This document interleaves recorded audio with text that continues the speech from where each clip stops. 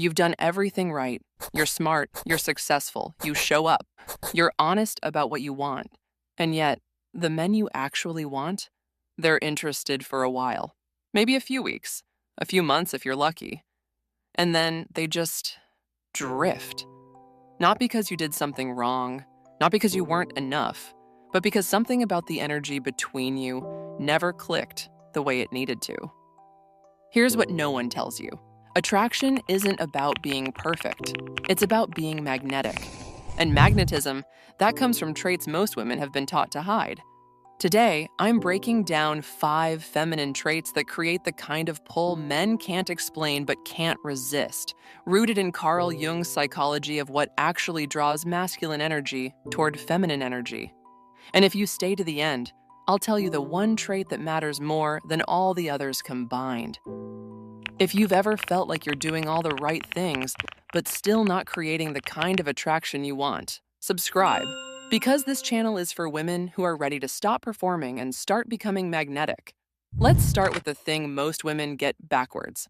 You think attraction is built by impressing him, by being the coolest, most easygoing, most interesting version of yourself.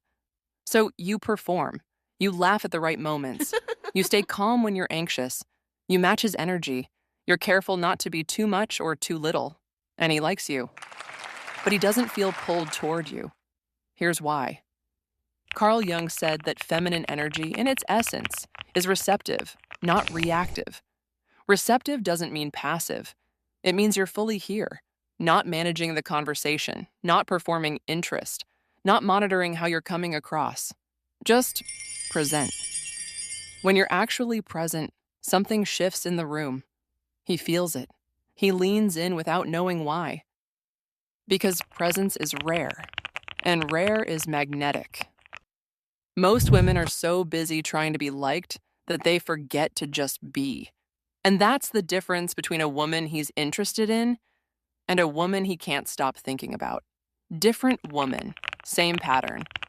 If you're always performing, you'll always attract men who are watching, not men who are feeling. Here's where it gets tricky. You've been told to be mysterious, to hold back, to not text first, to make him wonder. And maybe it works for a week. Maybe he chases a little harder. But then what? The mystery fades. Because it wasn't real mystery. It was just withholding. Jung talked about the concept of the unconscious. The parts of ourselves we don't fully show. Not because we're hiding them, but because they're still unfolding. Real mystery isn't a strategy. It's depth. It's having a life. Thoughts, desires, and dreams that exist completely independently of him. It's not texting him back immediately, not because you're playing hard to get, but because you were genuinely absorbed in something that mattered to you. He doesn't want to decode you. He wants to discover you. And discovery only happens when there's actually something there to find. If you're curating mystery, he'll sense the performance. But if you're living a full life that he gets to witness, not control, not own, just witness, that's when he starts to feel like he's found something rare. Mystery without substance is just distance. Mystery with depth is magnetic. Now let's talk about the trait most women are terrified to show: softness. You've been told that softness equals weakness, that if you're too soft, men will walk all over you. So you stay guarded, you lead with logic, you match his emotional distance. You prove you don't need him, and he respects you, but he doesn't melt around you. Jung described the feminine archetype as the container, the space that allows things to unfold. Softness isn't about being weak. It's about being secure enough to not need armor. It's saying what you feel without making it his fault. It's letting him see that something he did hurt you, not to punish him, but because you trust him enough to be honest. It's choosing vulnerability over defense. And here's the part that surprises women. Men are drawn to softness like they're drawn to nothing else. Not because they want someone easy to control, but because softness is the only place where real intimacy can actually happen. You can't connect with someone who's always braced for impact. Your softness isn't a liability. It's the thing that makes him feel safe enough to lower his guard too. Let's go deeper. Most women think men want someone who's always calm, always steady, never too much. So you flatten yourself, you smooth out the edges, you become neutral. And he stays neutral too. Jung talked about the anima, the feminine energy within every person, regardless of gender. The anima isn't static. It shifts, it flows, it feels deeply and moves through emotions without getting stuck in them. This is what emotional fluidity looks like. You feel something fully, and then you let it pass. You're upset about something. You say it clearly, you feel it, and then you move on. You're excited. You let yourself be excited without apologizing for it. You're sad. You let yourself be sad without performing strength. Most women are either emotionally rigid or emotionally chaotic. Fluidity is neither. It's feeling everything and not being controlled by any of it. Men don't want a robot.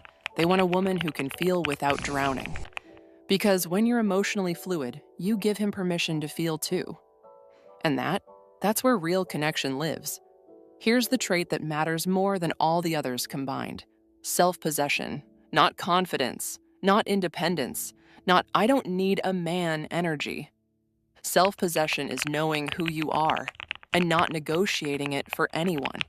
Jung said that individuation, becoming who you actually are, is the central task of being human. And most people never do it. They adapt, they perform, they become who they think they should be. But a woman who is self-possessed, she doesn't shrink to make him comfortable. She doesn't expand to impress him. She just is. And that kind of groundedness creates a pull that no amount of beauty, charm, or effort can replicate. Because self-possession says, I'm not auditioning. I'm not convincing you. I'm not trying to be chosen. I already chose myself. And when a man encounters that, when he realizes you're not waiting for his validation to feel whole, something in him wakes up. Not because you're withholding, but because you're complete. Men don't fall for the woman who needs them. They fall for the woman who wants them, but would be fine either way. That's not a game. That's self-possession. And it's the most magnetic thing you can be. So here's what you now know. Attraction isn't about being perfect. It's not about checking boxes or saying the right things. It's about presence, depth, softness, emotional fluidity, and self-possession. And all of those traits, they don't come from performing. They come from becoming. The woman who knows herself doesn't need to convince anyone else. If this resonated, like this video so it reaches the women who need to hear it. Subscribe if you want more psychology-backed insights on attraction, relationships, and becoming the most magnetic version of yourself. And drop a comment. Which of these 5 traits do you struggle with most? And which one comes most naturally to you? Next week, I'm sharing the only thing men really want, the brutal truth about male nature according to Machiavelli. See you then.